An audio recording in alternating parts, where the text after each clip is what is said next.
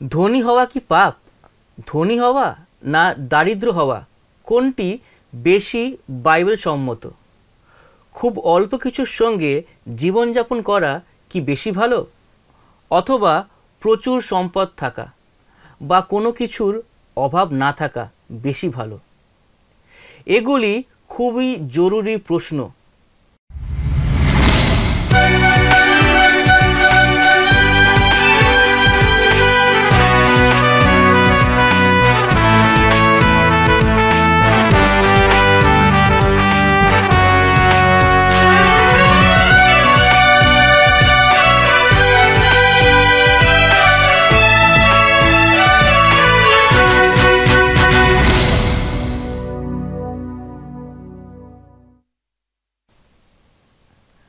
বীর পুরুষ অনুষ্ঠানে আপনাদের স্বাগত জানাই। আমি পল, আর আমার সঙ্গে আজকে আবারও আছেন রেভারেন্ড দীপেন্দ্র হালদার মহাশয়। এখন আমরা আমাদের উপার্জন অনুযায়ী জীবনযাপন এবং সন্তুষ্ট থাকার গুরুত্বের বিষয়ে আলোচনা করছি।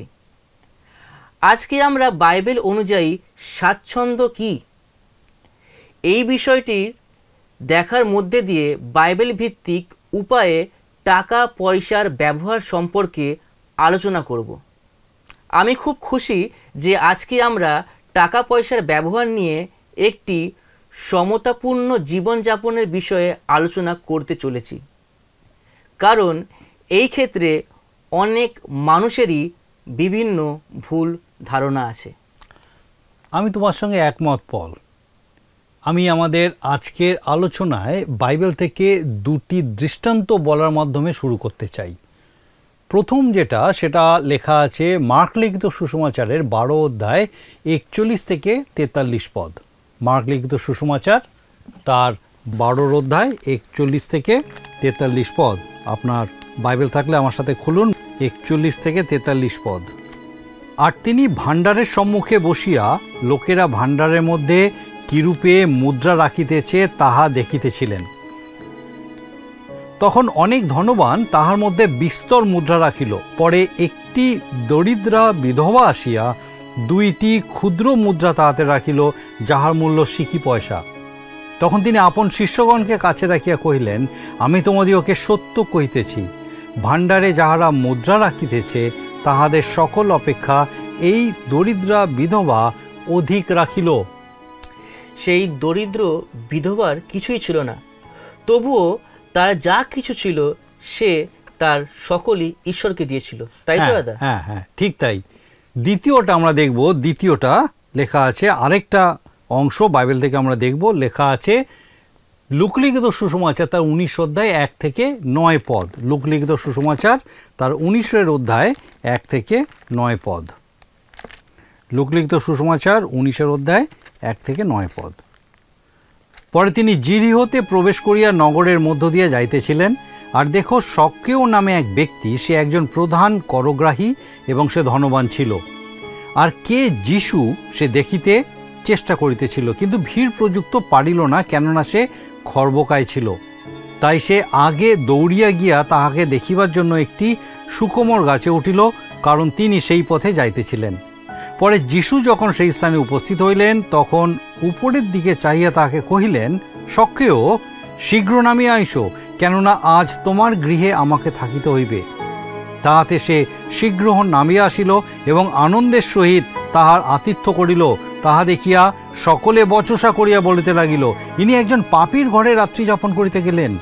তখন সক্কেও দাঁড়াইয়া প্রভুকে কহিল, প্রভু দেখুন, আমার সম্পত্তির অর্ধেক আমি দরিদ্রদিগকে দান করি, আর যদি অন্যায়পূর্বক কাহারও কিছু হরণ করিয়া থাকি তাহার চতুর্গুণ ফিরাইয়া দিই।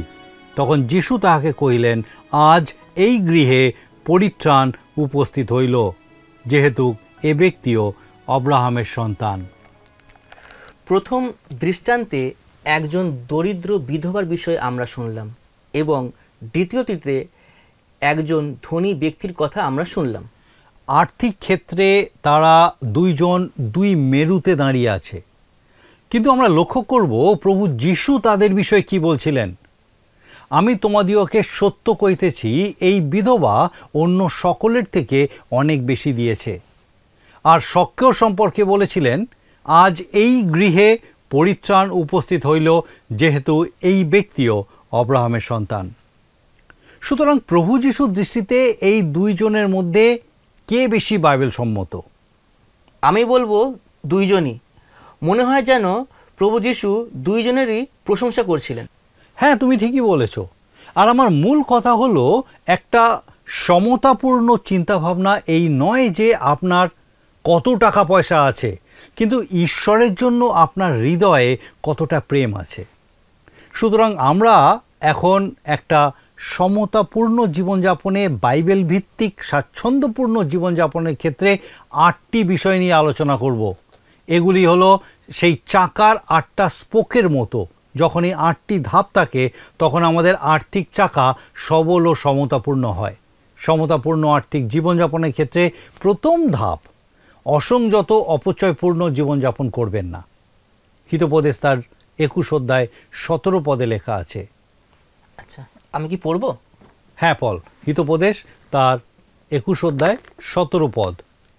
হিতোপদেশ তার 21 অধ্যায় 17 পদ।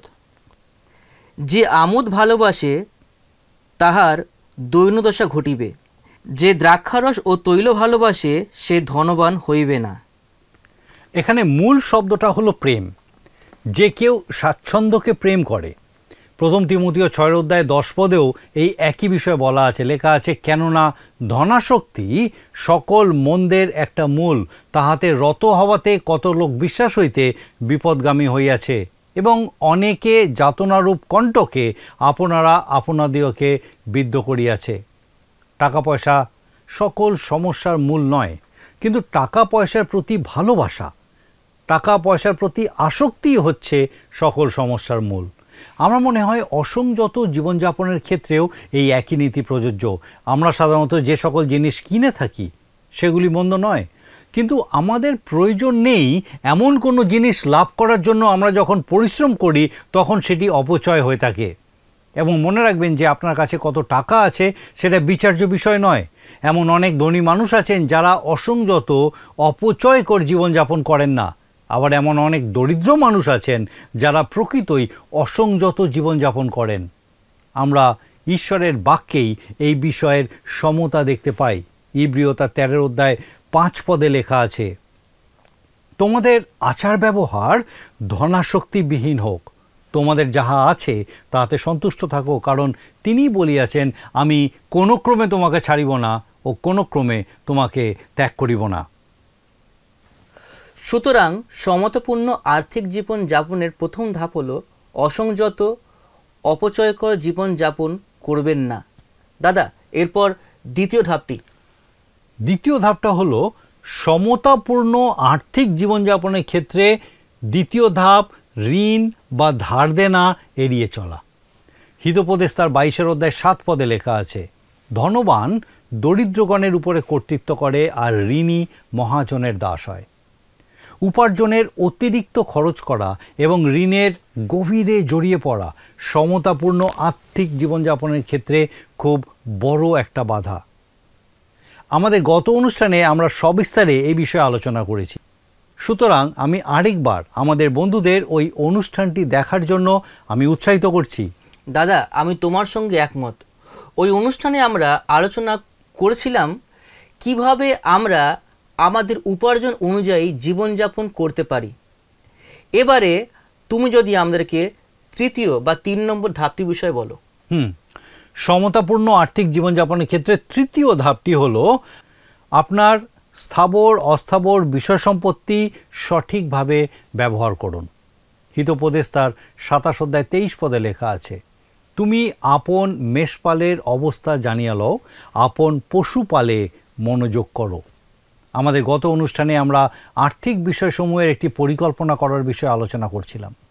সেই পরিকল্পনায় আমরা দেখেছি যা কিছু আছে তার একটা তালিকা থাকার প্রয়োজন আছে, কারণ বেশিরভাগ মানুষই তাদের যা আছে তার সঠিক মূল্যায়ন করতে ব্যর্থ হয়।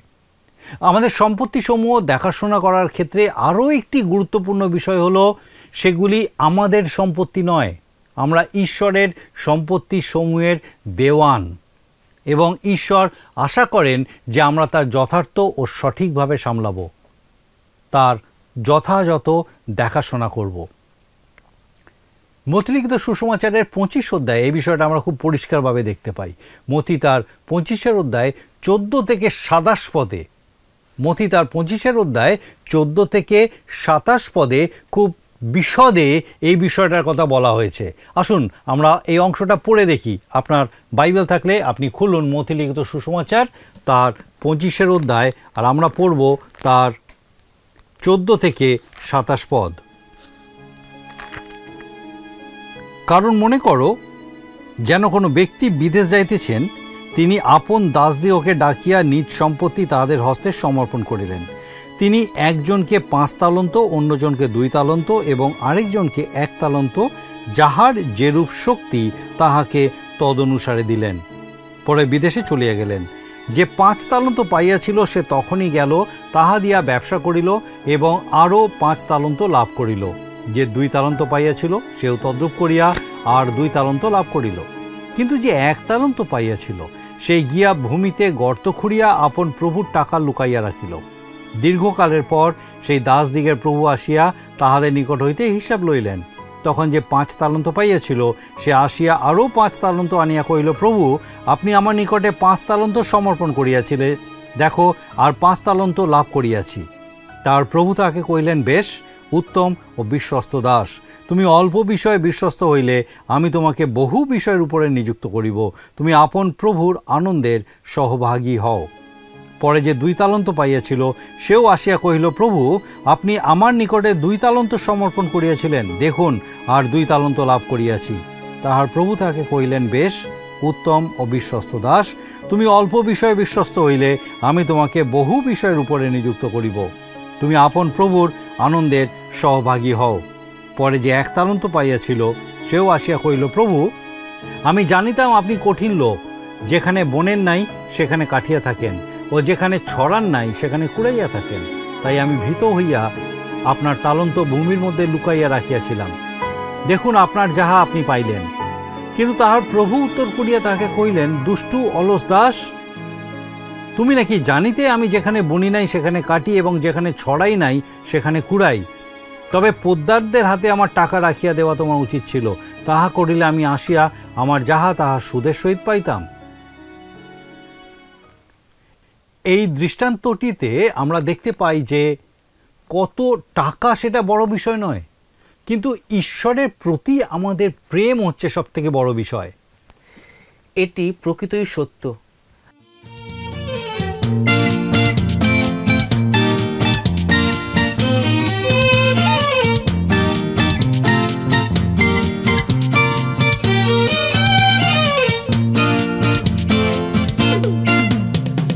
যীশু খ্রিস্টের অগ্রদূত, তার আলোকবর্তিকা, তার ধর্মরাজ্যের সেনাদল, তার জয়ের পতাকা।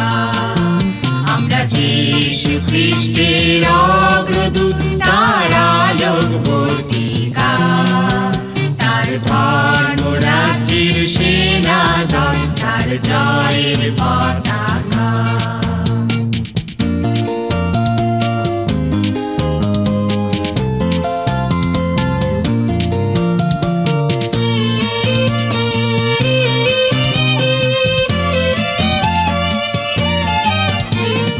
জীবন জ্যোতির শরীর হই, তার মৃত্যু জয়ের সাক্ষী রই।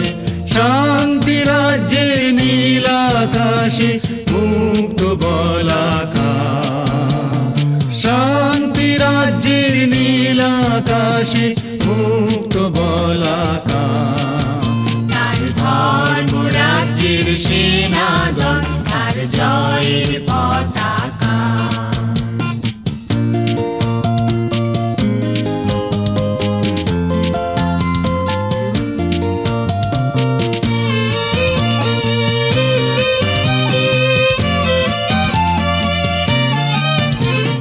ছিলেন, তিনি আছেন, তিনি সর্বশক্তিমান, চিরকাল তিনি থাকবেন গৌরবে অম্লান। তিনি ছিলেন, তিনি আছেন, তিনি সর্বশক্তিমান। চিরকাল তিনি থাকবেন গৌরবে অম্লান। আমরা করি তার জয়গান, আমরা করি তার জয়গান। তাই শোনো পাপী মন ফেরাও, তার মুক্তি পথের পথিকা। স্বর্গ রাজ্য আর দূরে নয়, আধারে ঢাকা। স্বর্গ রাজ্য আর দূরে নয়, আধারে ঢাকা। তার ধর্ম রাজ্যের সেনা দল, তার জয়ের পতাকা। আমরা যিশু খ্রিস্টের অগ্রদূত, তার আলোক বর্তিকা। তার ধর্ম রাজ্যের সেনা দল, তার জয়ের পতাকা। তার জয়ের পতাকা, তার জয়ের পতাকা। আমি এমন কিছু দম্পতিকে জানি যারা সমতাপূর্ণ আর্থিক জীবন যাপন করছেন। তাদের মধ্যে কিছুজন খুবই ধনী, আবার অনেকে আছেন যারা প্রকৃতই দরিদ্র, কিন্তু সকলেই তাদের ধন সম্পত্তির সঙ্গে ঈশ্বরের সমাদর করেছেন। আমার ধারণা যে তারা প্রত্যেকেই খুবই সন্তুষ্টপূর্ণ জীবনযাপন করেছেন। নিশ্চয়ই তারা সম্ভবত সবচেয়ে সন্তুষ্টপূর্ণ মানুষজন। আমার মনে হয় তোমারও এইরকমই মনে হবে।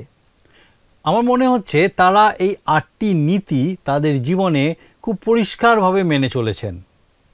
হতে পারে তারা প্রকৃতই অদ্ভুত সুন্দর মানুষ, কিন্তু আসুন আমরা এখন চতুর্থ ধাপটির বিষয় শুনি। আমাদের সমতাপূর্ণ আর্থিক জীবনযাপনের ক্ষেত্রে চতুর্থ ধাপ বৈচিত্র্যপূর্ণ হওয়া। এই ক্ষেত্রে সবথেকে উপযোগী পদটি হলো উপদেশক তার 11 অধ্যায় 2 পদ। উপদেশক 11 অধ্যায় 2 পদ, সেখানে লেখা আছে 7 জনকে এমনকি 8 জনকেও অংশ বিতরণ করো, কেননা পৃথিবীতে কি আপদ ঘটিবে তাহা তুমি জানো না। এবং উপদেশক তার 11 অধ্যায় 6 পদে আরও লেখা আছে, তুমি প্রাতঃকালে আপন বীজ বপন করো এবং সায়ংকালেও হস্ত নিবৃত্ত করিও না, কেননা ইহা কিংবা উহা কোনটা সফল হইবে কিংবা উভয়ই সমভাবে উৎকৃষ্ট হইবে তাহা তুমি জানো না। আমি আমাদের বন্ধুদের উৎসাহিত করতে চাই যে আপনারা আপনাদের আর্থিক বিষয়সমূহের বৈচিত্র্যতার বিষয়টি অনুসন্ধান করুন। একই সঙ্গে মনে রাখবেন এই বৈচিত্র্যতা শুধুমাত্র টাকা পয়সার ক্ষেত্রেই প্রযোজ্য নয়। বাইবেলে সেরকম ব্যক্তির বিষয়ে বলা হয়েছে যে সদাপ্রভুর ব্যবস্থায় আমোদ করে এবং সে যাহা কিছু করে তাহাতে কৃতকার্য হয়।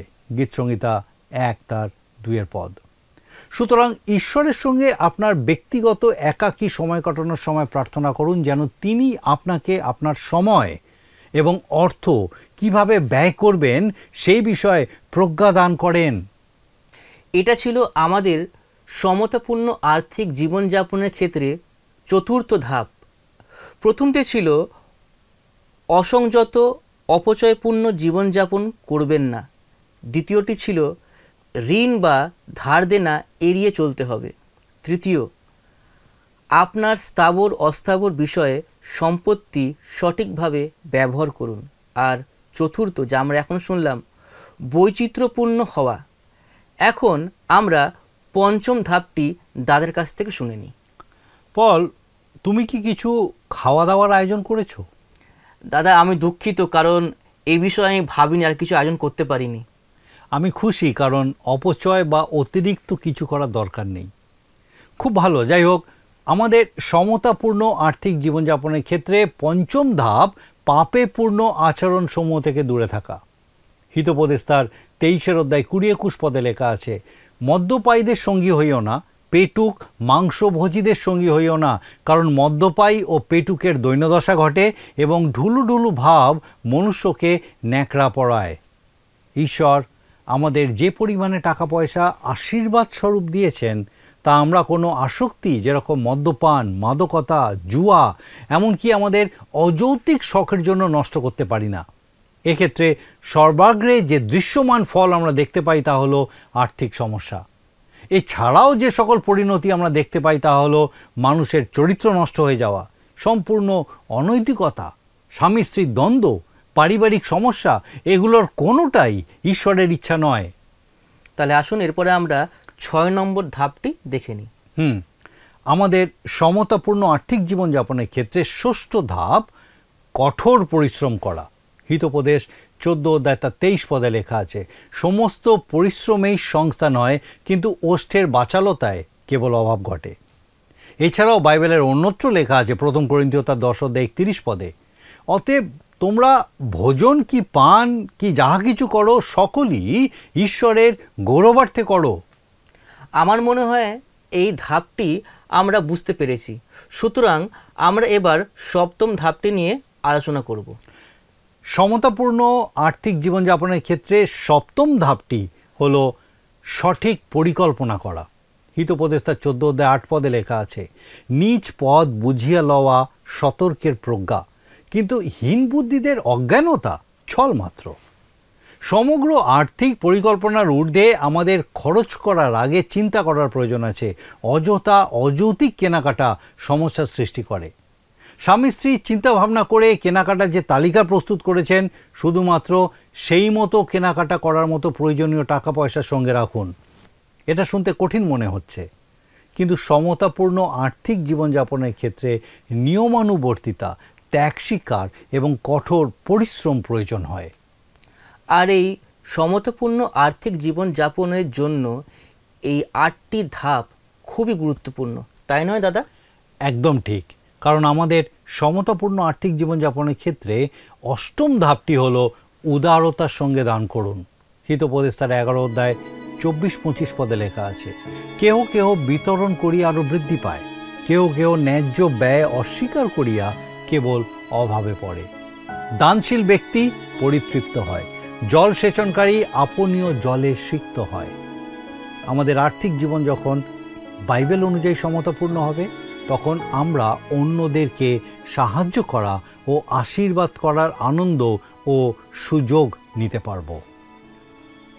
উদারতার সঙ্গে দান করা ঋণ করার থেকেও অনেক মহান বিষয়। হ্যাঁ, একদম ঠিক কথা। তাহলে আজকে আমরা দাদা আর একবার শুনে নিই যা যা আমরা শিখলাম। নিশ্চয়ই। আজকে আমরা আলোচনা করলাম ঈশ্বরের দৃষ্টিতে আপনার কত টাকা আছে তা গুরুত্বপূর্ণ নয়, কিন্তু আপনি কিভাবে তা ব্যবহার করছেন সেটা খুব গুরুত্বপূর্ণ। আমরা বাইবেল সম্মত সমতাপূর্ণ আর্থিক জীবনযাপনের ক্ষেত্রে 8টি ধাপের বিষয়ে আলোচনা করেছি। আর সেই ধাপগুলি হলো, প্রথমত, অসংযত অপচয়পূর্ণ জীবনযাপন করবেন না। দ্বিতীয় ধাপ, ঋণ বা ধার দেনা এড়িয়ে চলতে হবে। তৃতীয়, আপনার স্থাবর অস্থাবর বিষয় সম্পত্তি সঠিকভাবে ব্যবহার করুন। চতুর্থ ধাপ, বৈচিত্র্যপূর্ণ হওয়া। পঞ্চম ধাপ, পাপে পূর্ণ আচরণসমূহ থেকে দূরে থাকা। ষষ্ঠ ধাপ, কঠোর পরিশ্রম করা। সপ্তম ধাপ, সঠিক পরিকল্পনা করা। আর অষ্টম ধাপ, উদারতার সঙ্গে দান করা। এগুলি একত্রে একটি সমতাপূর্ণ আর্থিক জীবন তৈরি করে।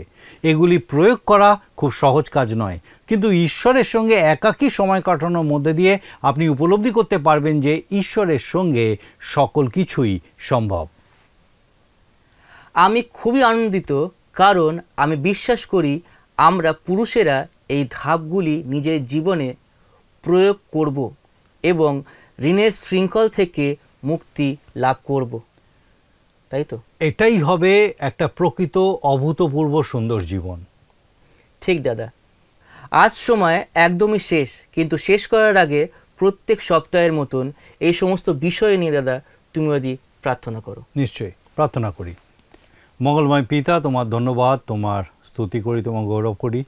তুমি আমাদেরকে তোমার জীবন্ত বাক্য দ্বারা সচেতন করে থাকো।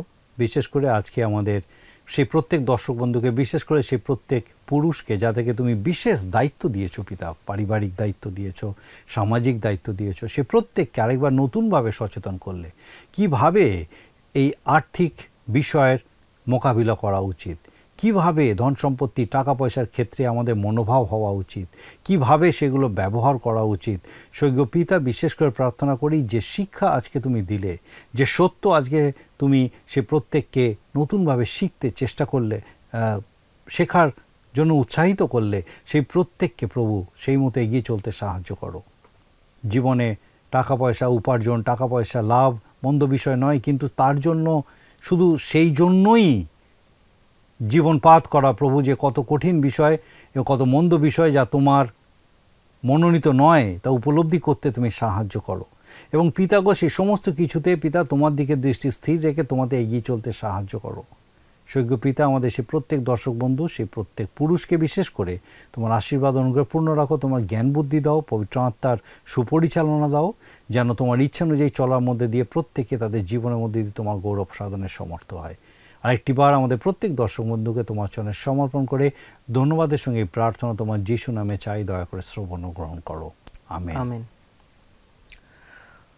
আমি এই সময় দাদাকে ধন্যবাদ দিই যে প্রত্যেক সপ্তাহে আমাদের মাঝে আসার জন্য আর আমাদেরকে আত্মিকভাবে বেড়ে উঠতে সাহায্য করার জন্য। আর বন্ধুরা, আজকে আমাদের অনুষ্ঠানের সময় এখানেই শেষ, কিন্তু প্রত্যেকবার আমি যা বলে থাকি যে যদি আমাদের অনুষ্ঠান আপনার ভালো লেগে থাকে দয়া করে স্ক্রিনে দেওয়া এই নম্বরে আমাদের সঙ্গে যোগাযোগ করবেন। তাহলে ভালো থাকবেন, সুস্থ থাকবেন। আগামী সপ্তাহে আবার দেখা হবে। নমস্কার।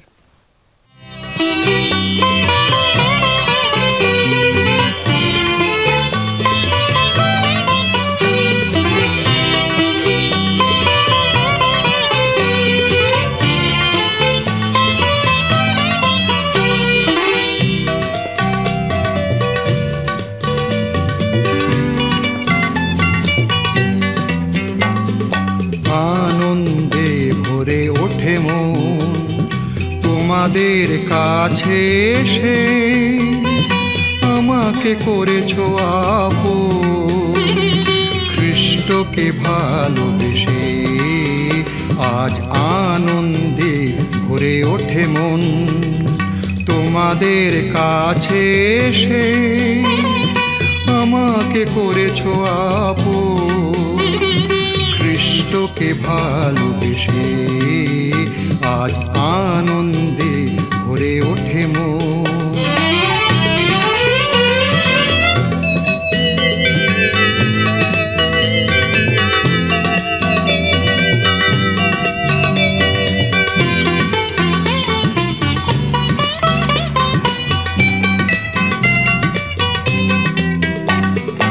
আমাদের প্রভু যে মহান, তার প্রেমে সপি মন প্রাণ। আমাদের প্রভু যে মহান, তার প্রেমে সপি মন প্রাণ। অনন্ত জীবন কথা, অনন্ত জীবন কথা প্রচারিব দেশ বিদেশে।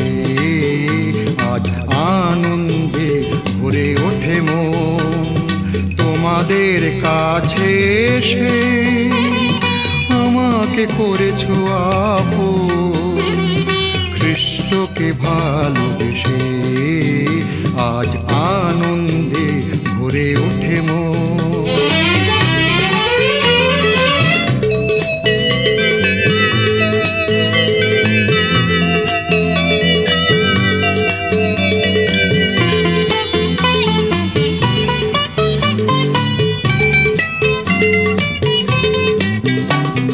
তোমাদের দুটি চোখে ভাই উজ্জ্বল যে আভাস পাই। তোমাদের দুটি চোখে ভাই উজ্জ্বল যে আভাস পাই। ঈশ্বর করেছেন দান, ঈশ্বর করেছেন দান তার কর্মের উদ্দেশ্যে। আনন্দে ভরে ওঠে মন তোমাদের কাছে এসে, আমাকে করেছো আপন খ্রিস্টকে ভালোবেসে। আজ আনন্দে ভরে ওঠে মন, আজ আনন্দে ভরে ওঠে মন।